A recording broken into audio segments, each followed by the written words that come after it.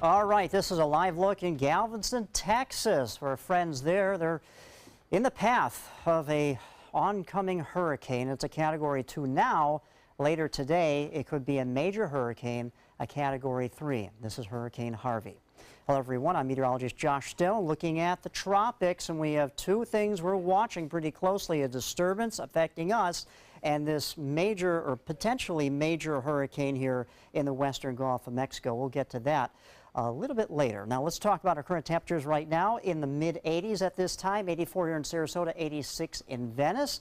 And the radar is quiet for the most part here along the Sun Coast, but down to our south, they are really getting soaked here in Lee County. Man, this is a disturbance that continues to spin and pinwheel all this moisture in the peninsula of Florida over the same areas. And we're going to get into the action later today. Now, earlier I said that there was a flood warning for Sarasota County. I want to make a correction here because actually there's a flood warning for DeSoto County and Manatee County, for the Manatee River, for the Myakka River, and the Horse Creek River near Arcadia.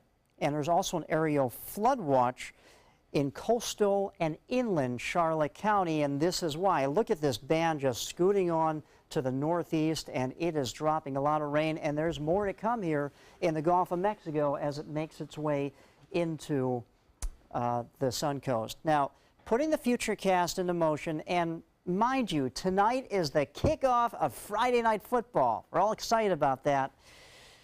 Are we going to get those games in? Because we are going to be under assault by Mother Nature with this area of low pressure continuing to bring in that tropical moisture. So about 3:30, 4 o'clock in the afternoon, looks like our in-house model is depicting heavier storms to plague our area, and around kickoff time, maybe 7:30, 8 o'clock, some more storms will fire up. And it's not over yet. I mean, we're going to go through maybe a little break during the overnight hours, and then around maybe midnight into the wee hours of Saturday morning, we're getting more heavier rains that come in with some thunderstorms. So you can see the counterclockwise swirl of this thing as it slowly will track across the peninsula, and we could receive up to 4, 5, 6 inches in some locations around the Sun Coast by the time this thing gets out of here. Now, the other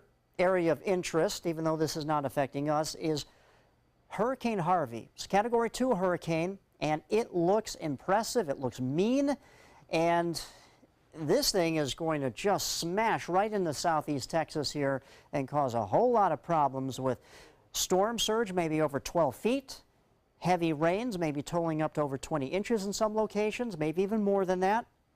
And if this develops into a Category 3 major hurricane, winds are going to smash this area. And now you're talking about a big hurricane stalling in southeast Texas.